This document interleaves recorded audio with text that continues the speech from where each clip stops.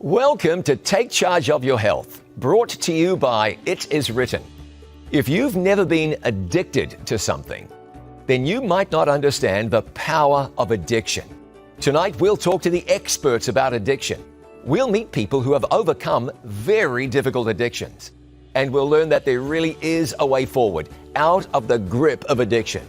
Information you need, either for you or for someone you care about. I'm glad you've joined me. Thanks for being part of Take Charge of Your Health.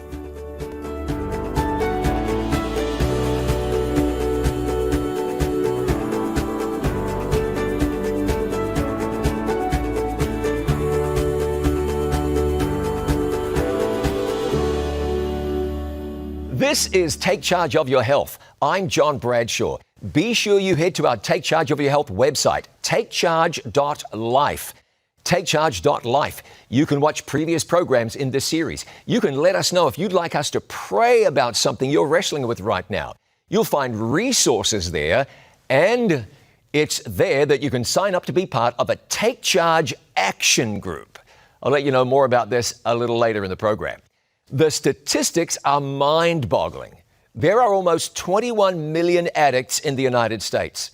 It's reported that almost 4 out of every 10 American adults battle an illicit drug disorder. In 2018, almost 70,000 people died from a drug overdose. Almost 90,000 people a year die from alcohol-related causes. And alcohol abuse continues to be a huge issue and a major problem. Many people are addicted to smoking, and of course, there are myriad other addictions as well. Tonight, as well as talking to physicians, We're about to hear amazing stories that will inspire you. We'll check in with dietitian Dr. Faye Kazi and otolaryngologist, surgeon, and our exercise consultant, Dr. Steve Lee from Loma Linda University Health. This final presentation of Take Charge of Your Health is going to be life-changing. I really hope it is for you. Millions and millions of people in the United States are addicted to something. Around the world, that number goes up exponentially.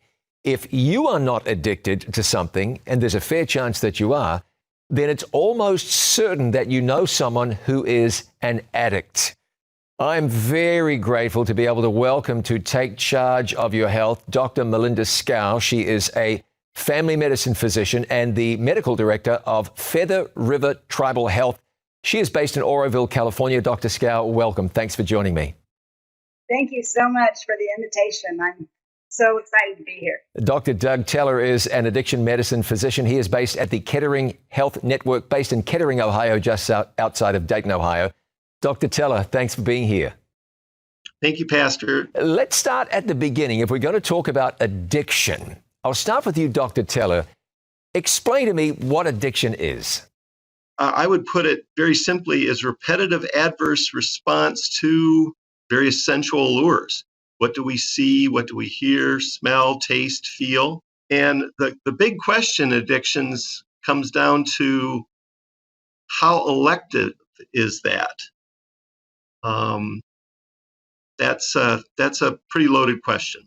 Dr. Scow, let me ask you this. What are the kinds of things that people are addicted to? Someone's addicted to a candy bar. Okay, maybe. Is that a fair thing to say? Or that addiction, an addiction to heroin, there's got to be two different attractions, one would think, but maybe not. So I'll throw that over to you. What are the sorts of things that people are addicted to?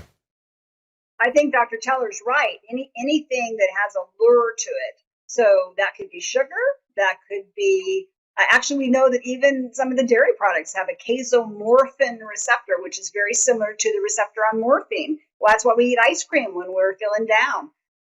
There's opiates, alcohol, cigarettes, internet, pornography. Some people even get addicted to work. They overwork because they get a lot of pleasurable feedback from other people, even though they do it to the detriment of their family or their health. Dr. Teller, explain to me how addiction works. Somebody smokes a cigarette, they're not addicted. But after a certain point, addiction sets in and takes hold. The same might be true for alcohol. Some drink alcohol and don't become addicted. Some drink and do. So how does it work? How does something really get a hold of you so that your vice or your practice becomes an addiction?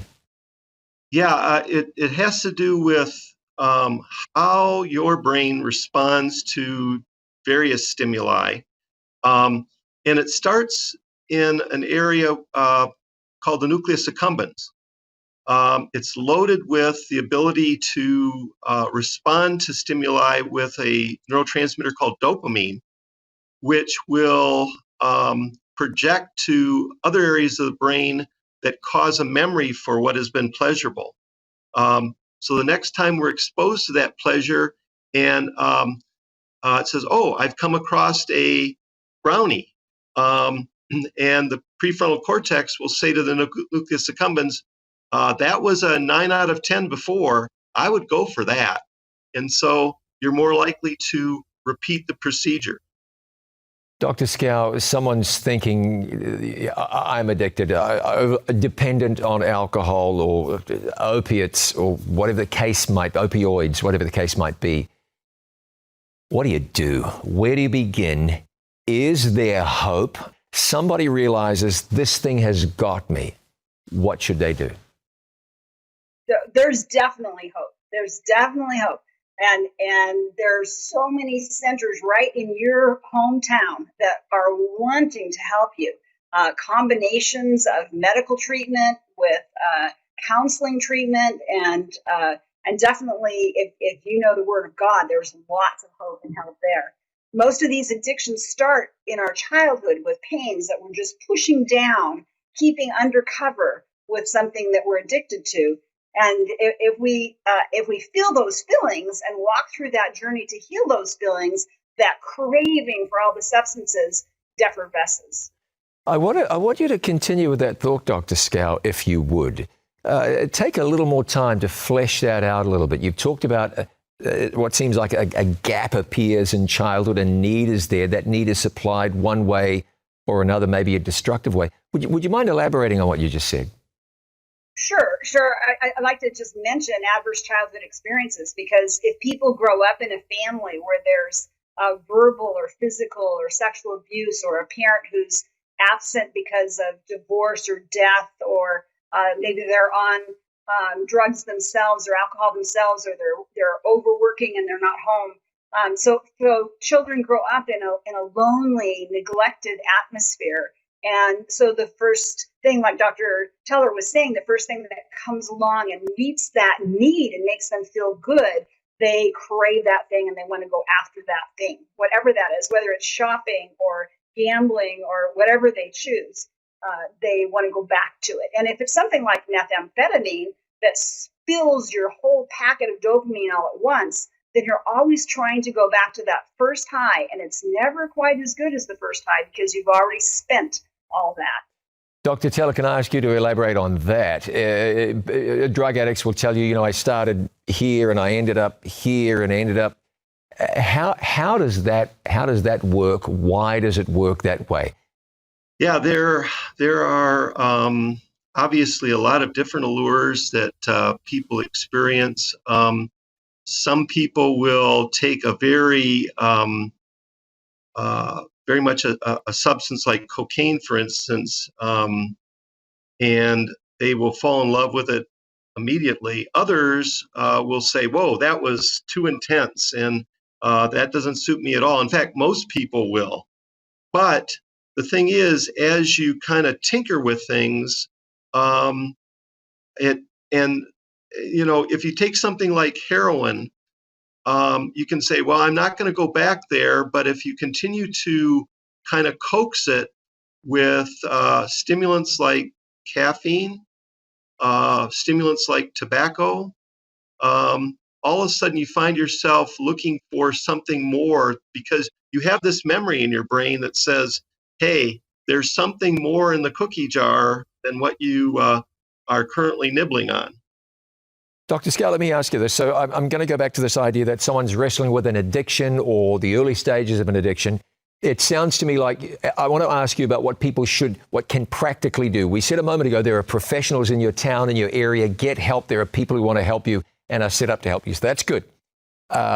We've also talked about the dangers of caffeine and nicotine. So if you were to give a little list of people, here are the do's or the don't do's if you want to fend addiction off or simply prevent yourself from going down that rabbit hole, what would some of those practical steps be that people can take to ward addiction off and to keep themselves safe from slipping into that? Sure. I think I would start with excellent nutrition, eating lots of the colorful foods, the fruits and the vegetables, the nuts and the seeds, the beans, the whole grains.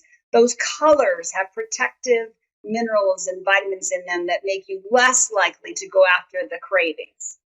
And then exercise. Exercise is huge. Exercise in the sunshine is a double benefit. The sunshine is very healing and calming, and the exercise spills off some of the anxiety that makes somebody go after the benzodiazepines, the Valium and the Xanax. So those are the two of the things that I would start with. And then you mentioned getting help, having a team. There's online meetings all the time for people who need help in whatever their specific area of addiction is.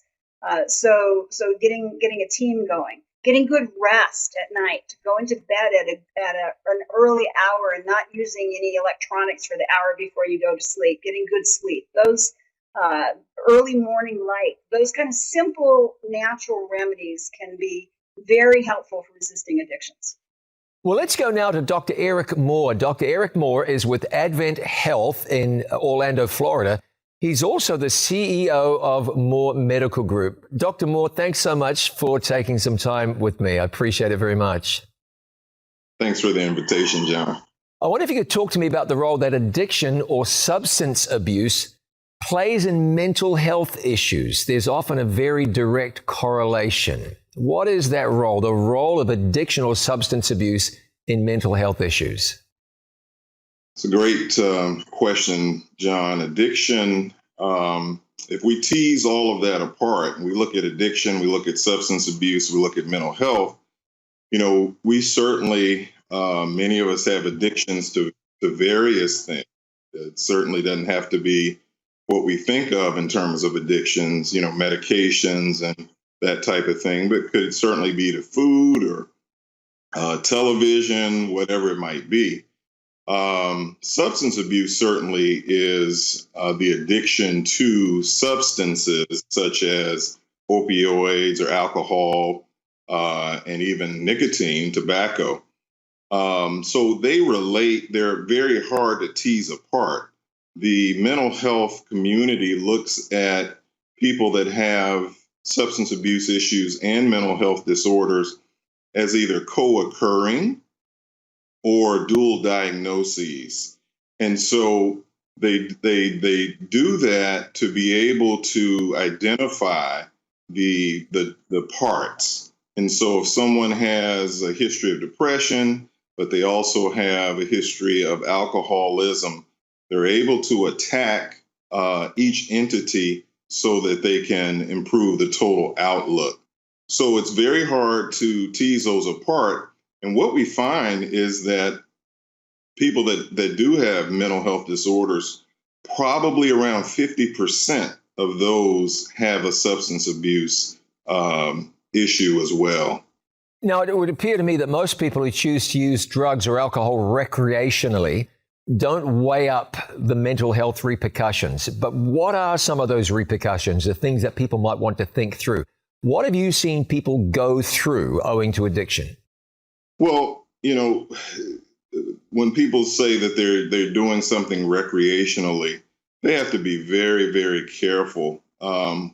Whereas we don't truly understand the addictive personality, but we do realize that genetics can play a role in substance abuse and in addictions. And so if you're using alcohol recreationally at a party or this type of thing, you don't know if somehow with a certain level of use that you will become addicted to that substance as well.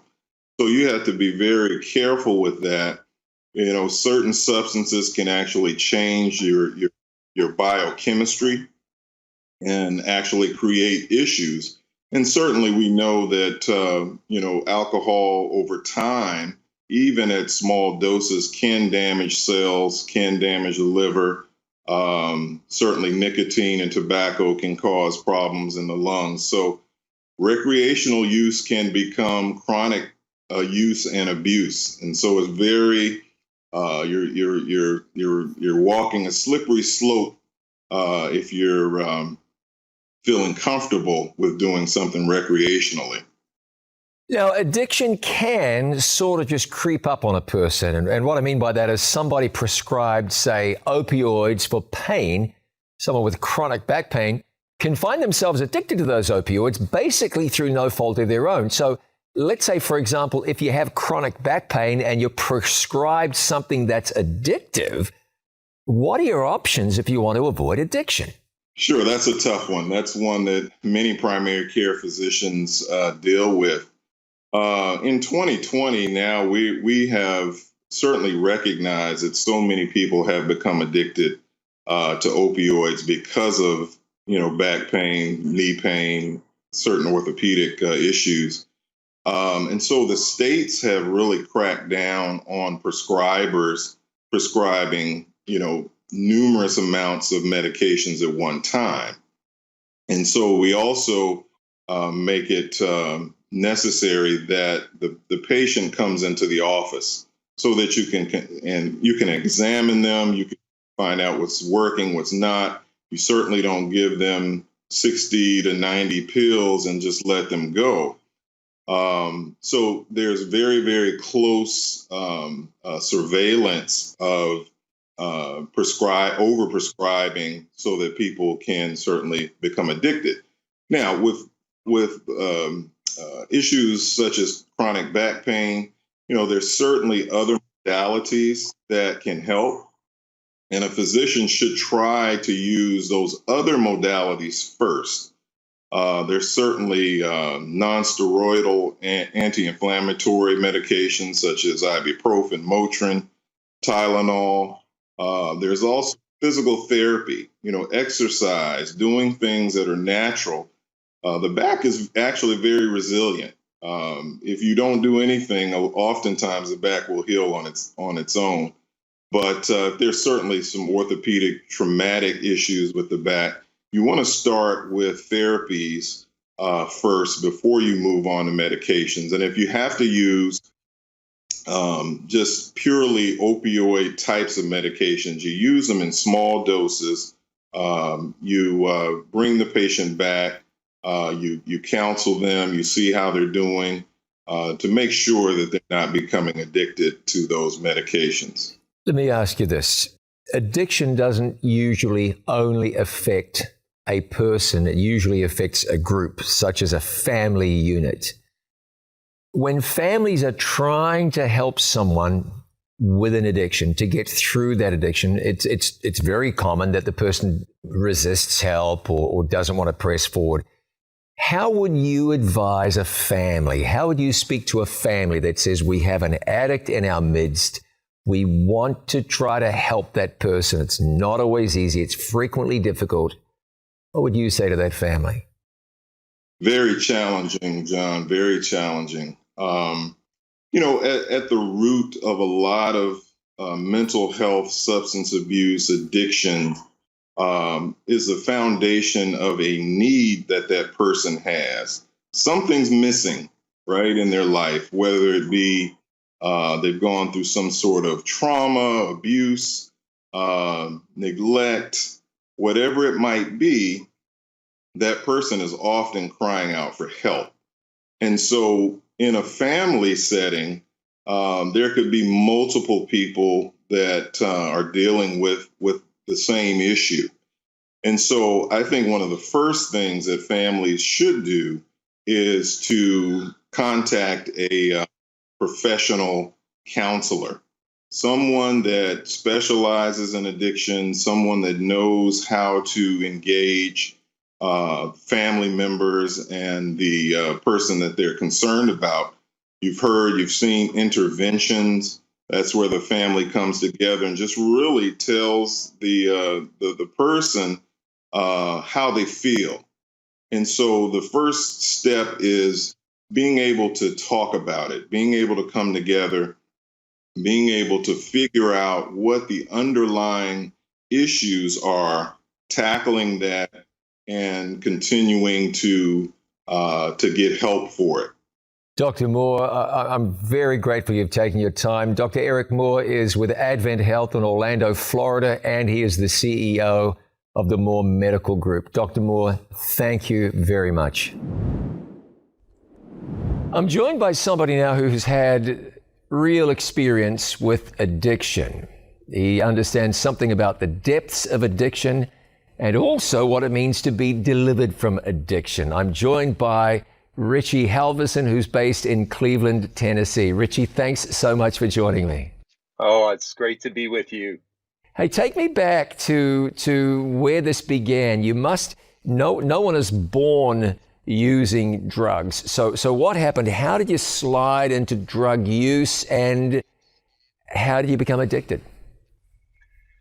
Well, it's kind of a variety of things that probably happened, but, kind of a combination of things. Being in the wrong place at the wrong time, in high school, kind of me and my friends looking for trouble and things like that. It kind of catches you by surprise.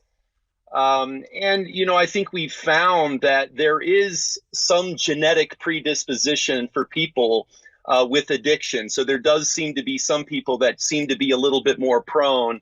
That doesn't excuse the addiction. It just is the reality that some people have to be a little bit more vigilant because they may be a little bit more predisposed to fall into the trap of addiction. So I think it's a variety of things.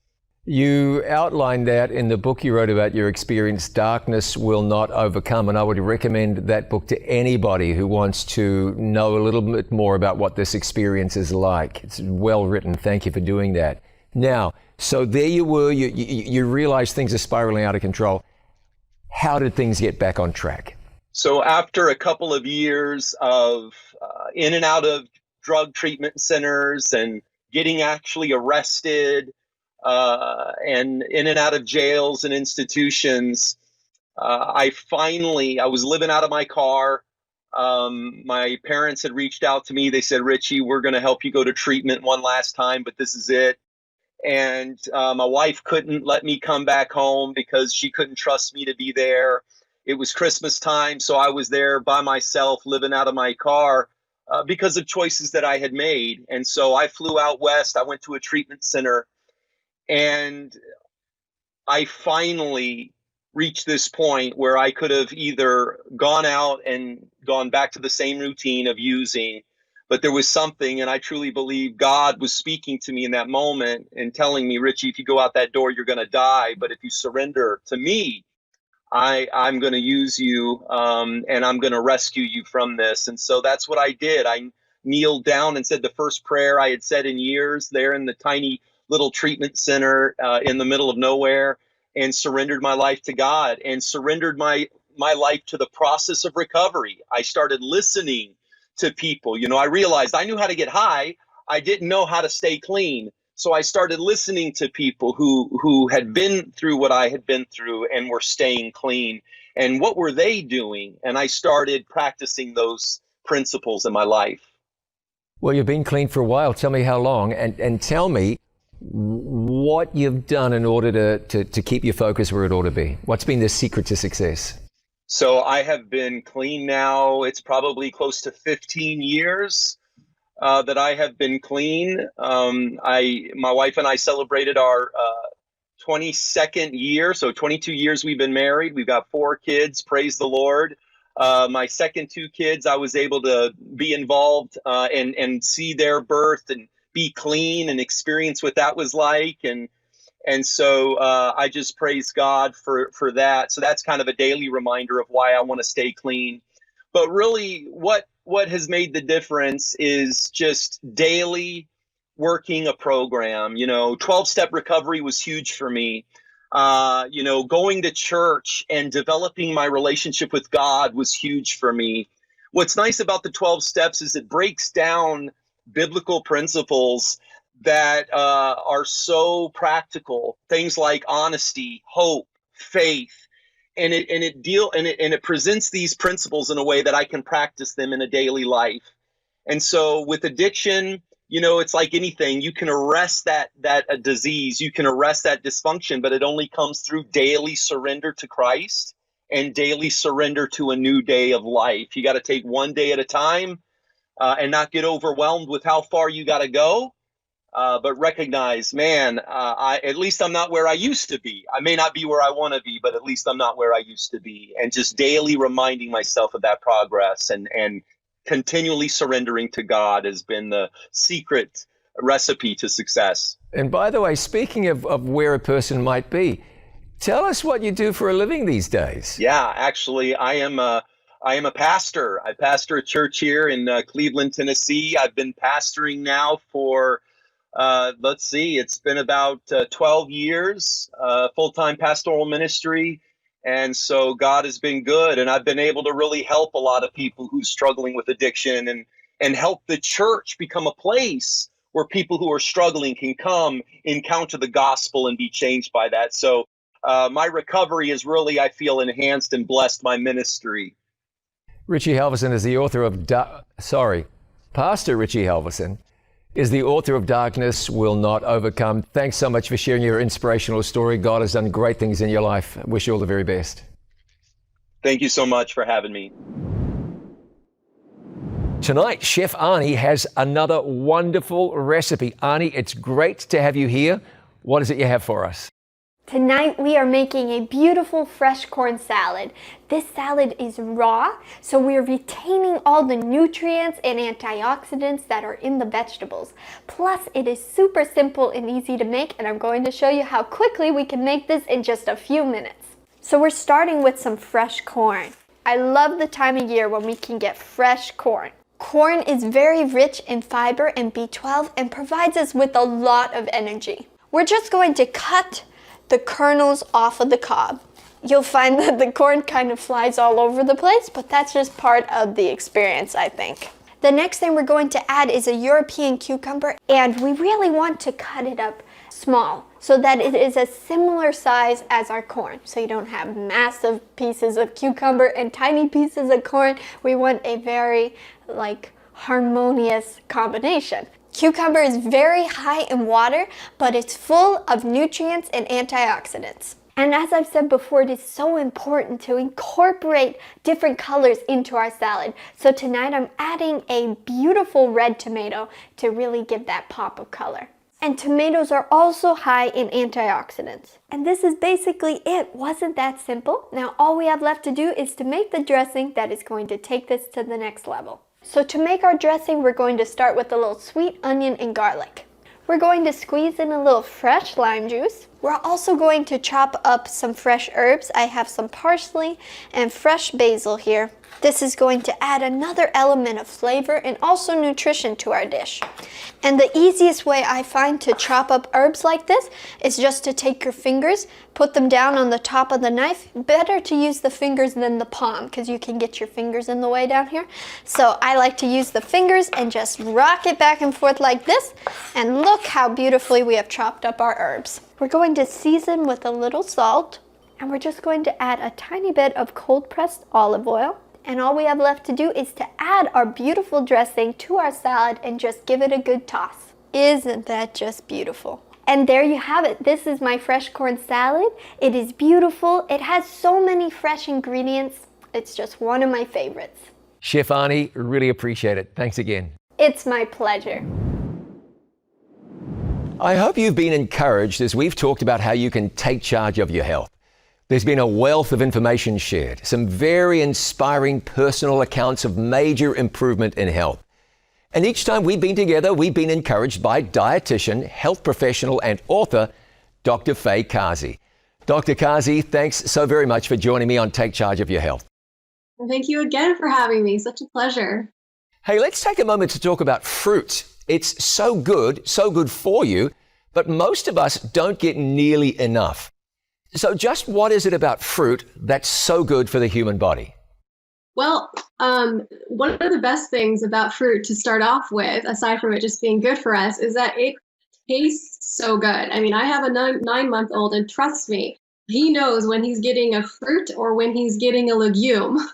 So obviously the sweetness of fruit makes it very attractive to humans. I mean, we enjoy eating it, we enjoy incorporating it in our diets.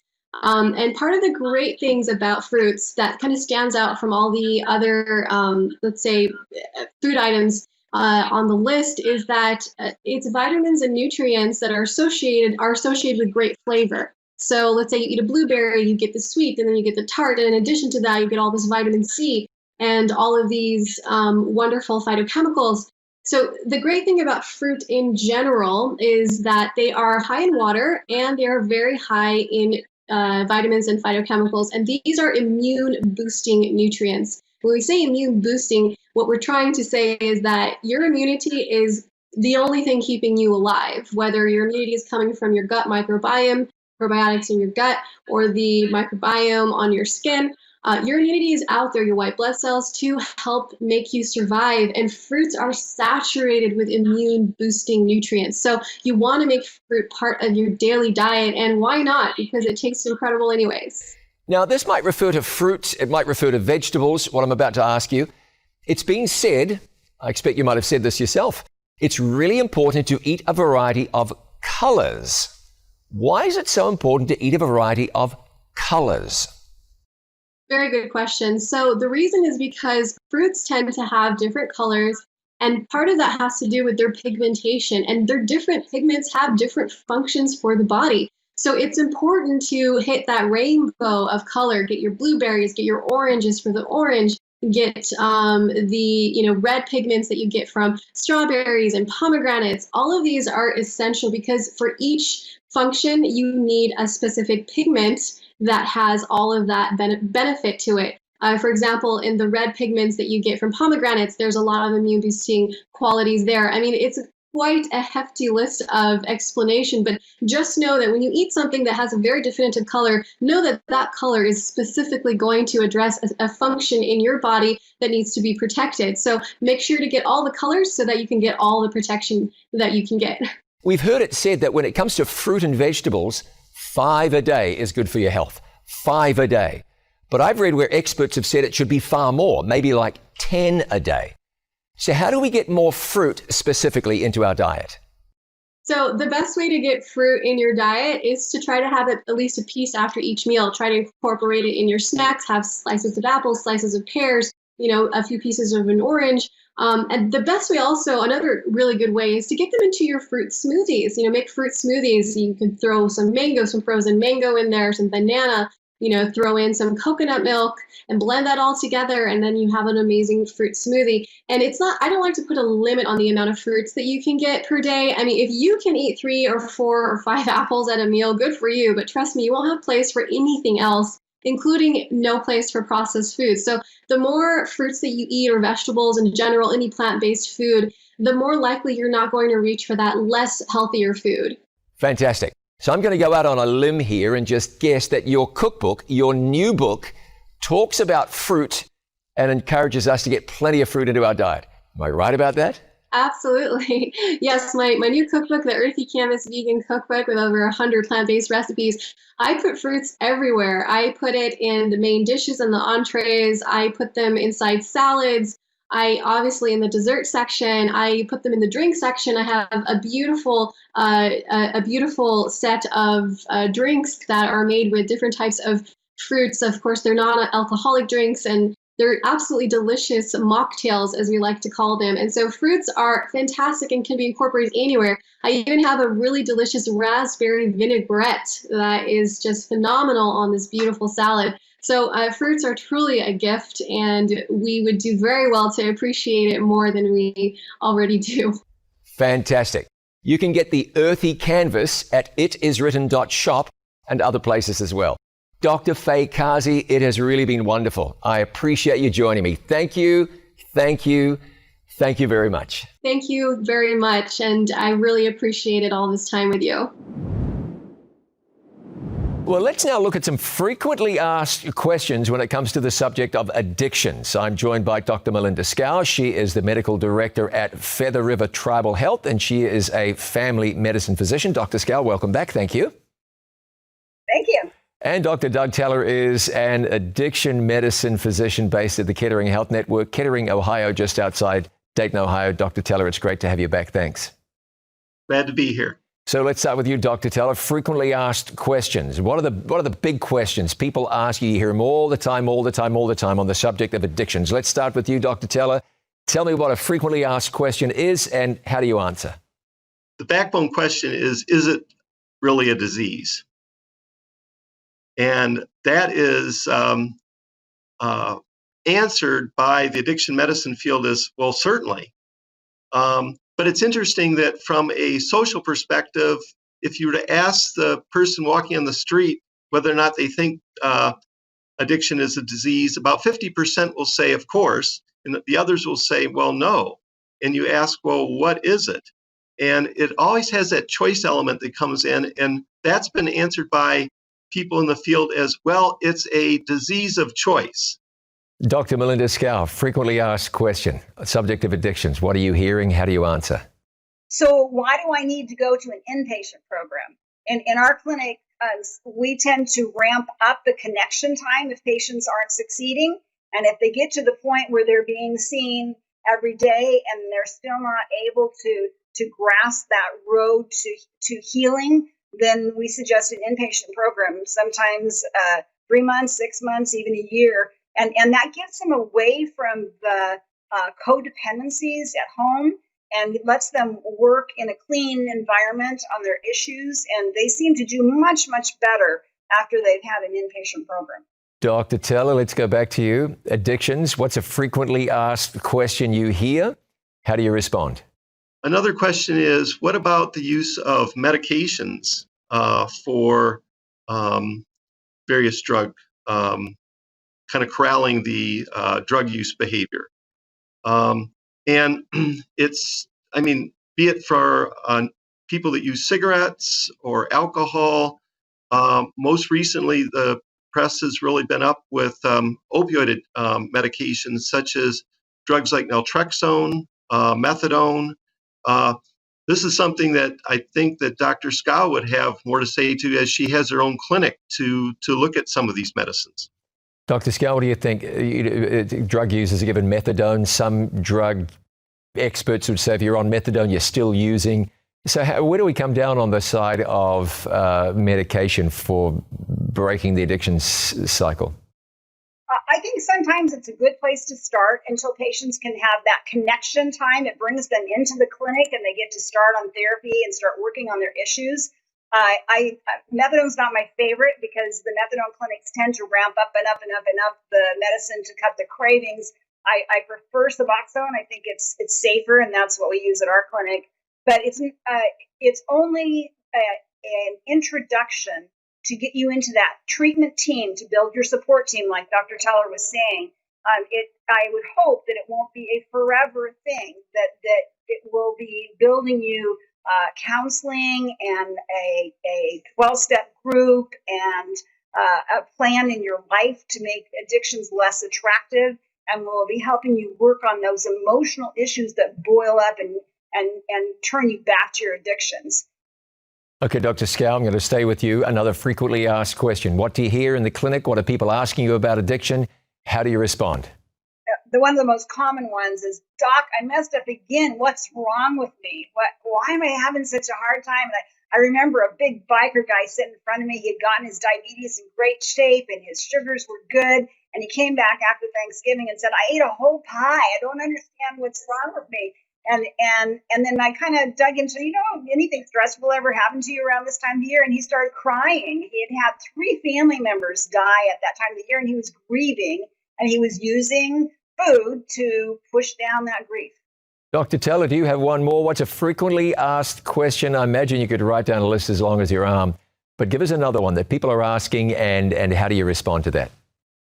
Yeah, for instance, using the use of alcohol. If you're talking to an individual that has some concerns with alcohol or nicotine, or could be anything, and yet maybe they have a significant other in the house that is using, but it's, quote, not a problem.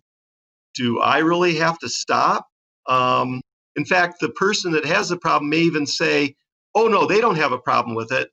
They drink wine. I drink beer. And so that's not a problem at all. The fact that you question whether or not you need to do something that you don't see as a problem for the sake of a loved one that does have a problem suggests that there might be more than meets the eye for the person. Maybe their relationship with the behavior, the drug, the whatever is very important. When it gets down to tobacco use, the number one risk factor for going back to tobacco use is, do you live with a smoker?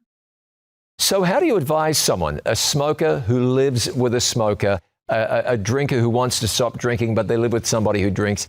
What steps do you advise somebody takes in a situation like that? Just being clear with them as to what risk factors are. How has the behavior of your significant other troubled you?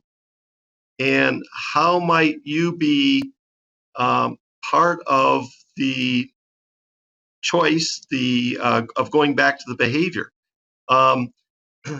It's the kind of thing that you've got to recognize that their influence is a very important one. Are they ready to do something different? If they're not, then it becomes a matter of, okay, how can we go about addressing the goal without changing that very important risk factor? Magnificent. I want to thank you both, Dr. Doug Teller. Thank you for taking your time and sharing your insights and expertise. I appreciate it greatly. I'm joined by Susan Collenberg, who's based in Northern California, who for many years has been sharing her inspirational story regarding her experience with addiction. Susan, thanks for joining me on Take Charge of Your Health. Thank you for having me. Tell me a little about your experience. How did you get tied up with, well, whatever you got tied up with? Where did you start and where did it lead you? Go ahead. Well, I started very young. So when I was in kindergarten and somebody asked, and the teacher would say, what do you want to be when you grow up? I didn't say I want to become an addict who used and abused drugs for 25 years, but that's exactly what happened.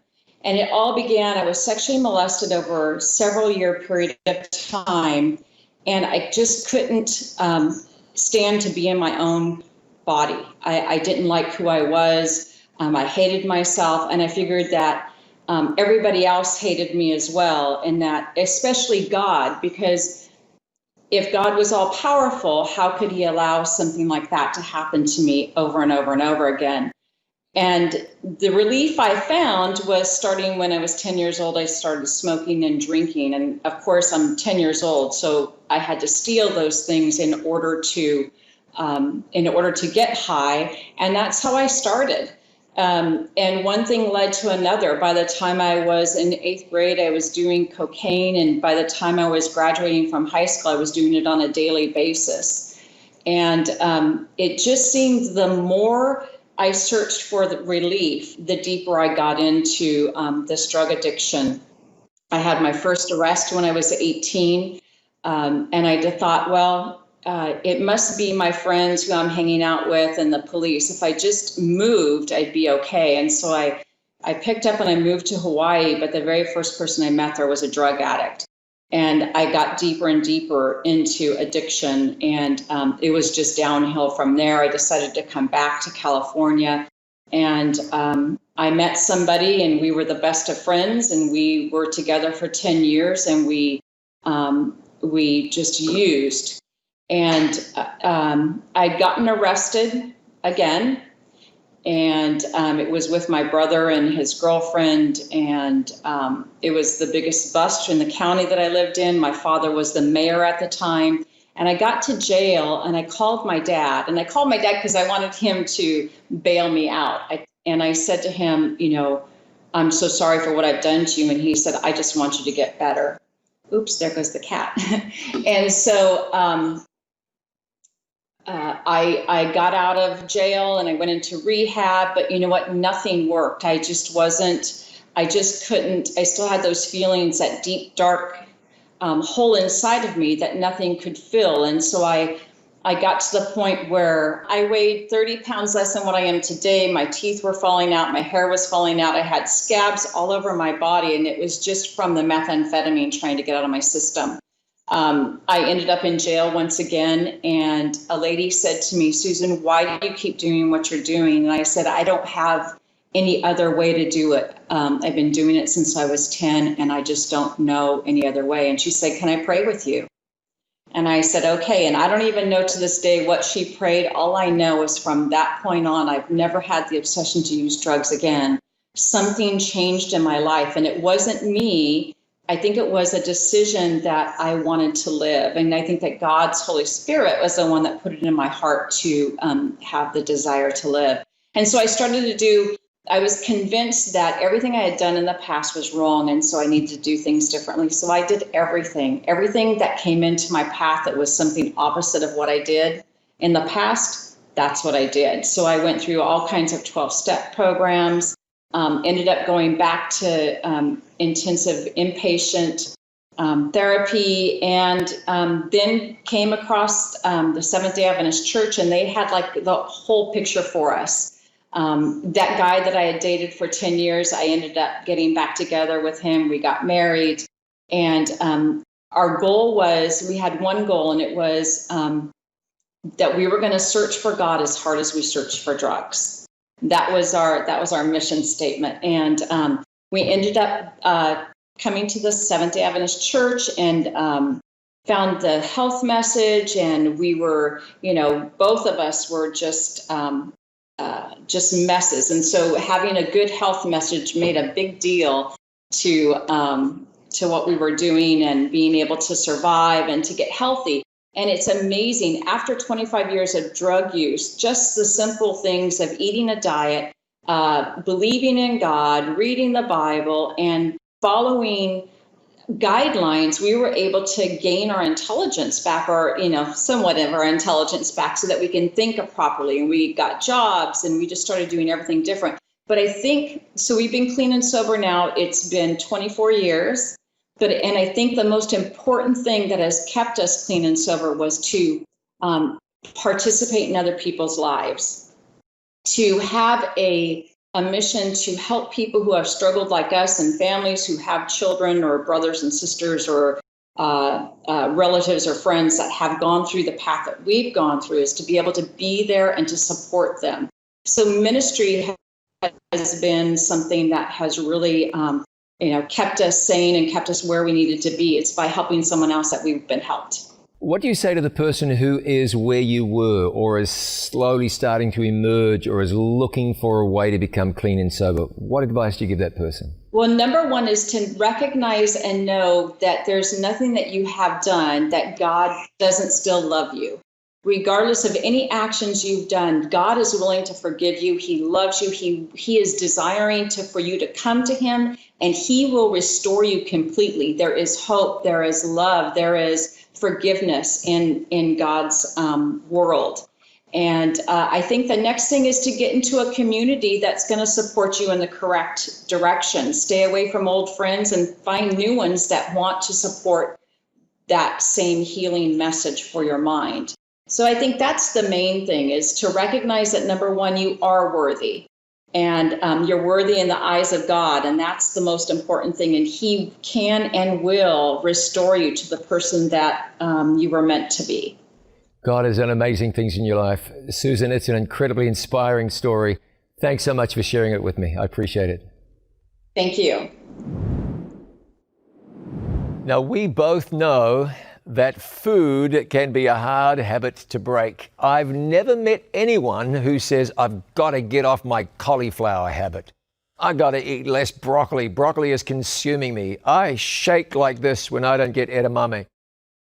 Doesn't happen. And I'm not making light of the situation. What I'm really saying is I'm pointing to the fact that it's usually the foods that are bad for us that really get a grip on us, It's the stuff that clogs our arteries and damages our heart and predisposes us to all kinds of things.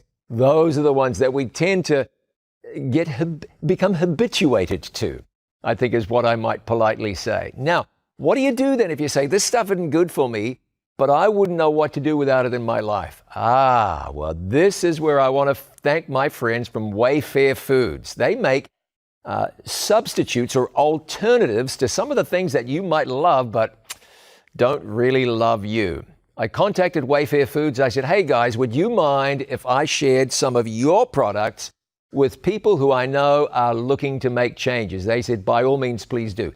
You like sour cream, but you go, it's not good for me. And all of those physicians on Take Charge of Your Health have been saying, I ought to go plant-based. Well, I can share with you sour cream that is plant-based and organic. You see, Wayfair Foods makes that. Now, what else have we got here? Oh, yeah. Nacho cheddar with jalapenos. Now, ordinarily, that's going to be not great for you. This is good for you. It's good stuff. This one here, dairy-free cheddar. Now, these are the sorts of things that you slather over your corn chips when you're having nachos, that sort of stuff. And you know when you eat it, this isn't doing me any good, but I wouldn't know what to do without it. Well, now you do. These are good alternatives. The creamy ranch dip, that is great. What's this one here? Oh yeah, the butter, salted and whipped. We all know that we got to cut some of these things out of our lives. So get the dairy-free organic alternatives. If you'd like to know where you can find Wayfair products, go online to wayfairfoods.com, W-A-Y-F-A-R-E, wayfairfoods.com. Wonderful alternatives. You don't have to stay hooked on the things that are harmful. So look for the alternatives like Wayfair Foods, and you will never regret it. Now, there's an alternative to sitting around doing nothing, and that's exercising. I'm really grateful to Dr. Steve Lee for taking time each night on Take Charge of Your Health and sharing with us how beneficial exercise can be. Thanks, John. Let's talk about resistance exercise. Resistance exercise is a very important part of any exercise program. Our bodies are not only designed to move ourselves, but to manipulate objects in our environment. This means that we need enough strength not only to move our own body, but to move other things outside of our body. So other than being able to carry groceries or move furniture or rescue people from a burning building, strength training has many important benefits. Strength training reduces injury, improves coordination and balance, and improves insulin sensitivity, improves joint pain, and strengthens your bones. It even has benefits for your mood and sleep. It's especially important for older people, as losing muscle mass is one of the most dramatic changes that happens to our body as we age. So other than going to the gym and working with barbells, how can we get some resistance training? One simple way is to carry something while we go for a walk. Carry some small weights or large water bottles in each hand. When you go to the grocery store, don't ask for help with the groceries. Move all the bags yourself. So look for opportunities throughout the day to move objects around. What a tremendous subject we've looked at tonight, and tremendously, tremendously important. And it's really important to strengthen yourself spiritually. So as we're taking charge of our health, remember to make taking charge of your spiritual health an absolute priority in your life. Study number 7 in the Creation Life Study Guide series, Outlook.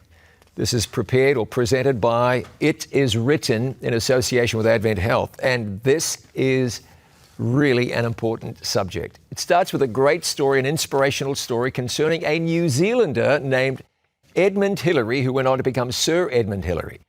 When he was plain old Edmund Hillary, he became the first person to summit Mount Everest, along with Sherpa Tenzing Norgay. This was in 1953. A man who really gave his life for others and did many wonderful, wonderful things. You read that story, you'll be encouraged. But we start into the lesson, you might start to ask some questions. First question is, how close to perfect are we? Well, the Bible answer is, for all have sinned and fall short of the glory of God. That's Romans 3, verse 23. That would be you, that would be me. What is sin? 1 John 3:4 says, whoever commits sin also commits lawlessness, for sin is lawlessness, or another translation would say it is the transgression of the law, breaking the commandments of God, transgressing the law of God. That is sin. So we've all sinned. The wages of sin is death, the Bible says. So where does that leave us? You know where it leaves us is reading the rest of Romans 6:23. The wages of sin is death, but the gift of God is eternal life in Christ Jesus our Lord. Sobering news, sin leads to death.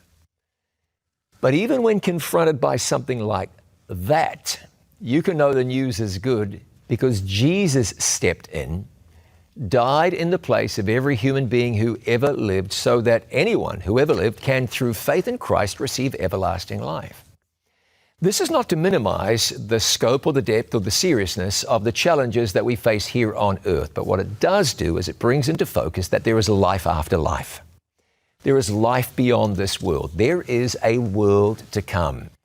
And when your life is guided by that thought, by that principle, by that hope that there is a world to come, there is everlasting life stretching before you, you can't help but have a really good and positive outlook. Is there hope? Is there anything to look forward to? Oh, sure there is.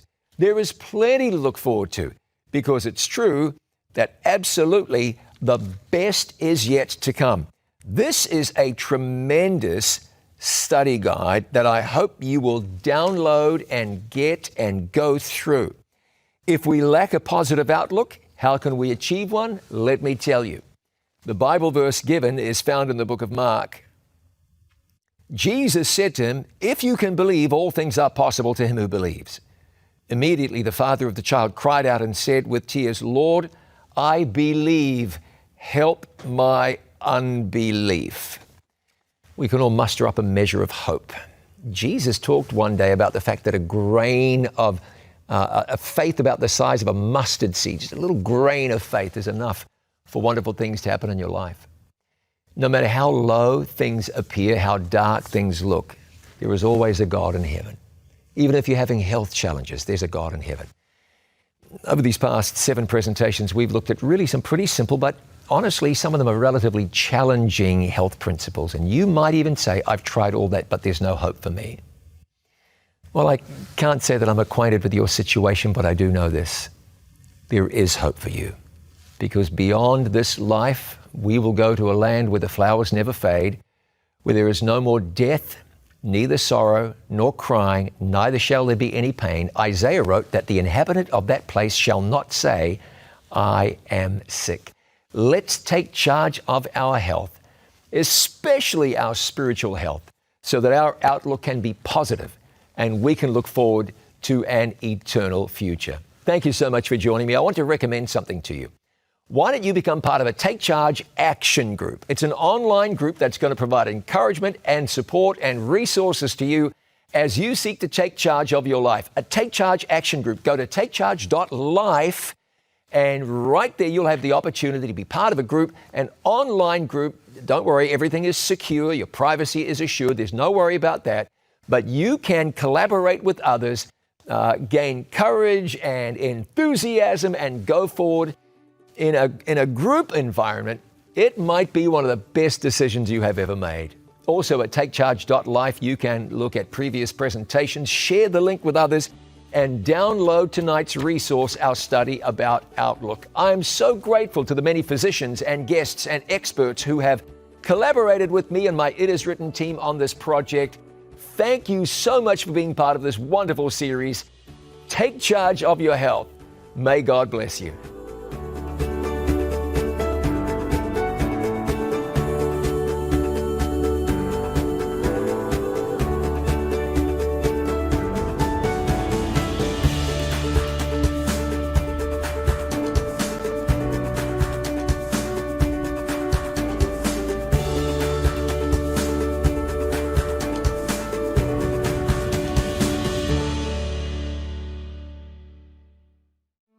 On March 7, 1965, voting rights activists in Selma, Alabama began a march to the state capitol in order to make their voices heard.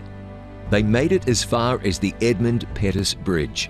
Before we could turn around, it was too late. They came in from both sides, the front and the back, and they were just beating people. People were screaming and screaming and screaming. The injustices that took place in Selma got the attention of the nation and inspired others to stand up also. For some, that decision would cost them their lives. Join It Is Written on location in Selma, Alabama for Rights and Wrongs. We'll look at the stories of people who sacrificed everything in order to do what was right. And we'll discuss how Jesus suffered the greatest injustice of all so that we could have true freedom. Rights and Wrongs, brought to you by It Is Written TV.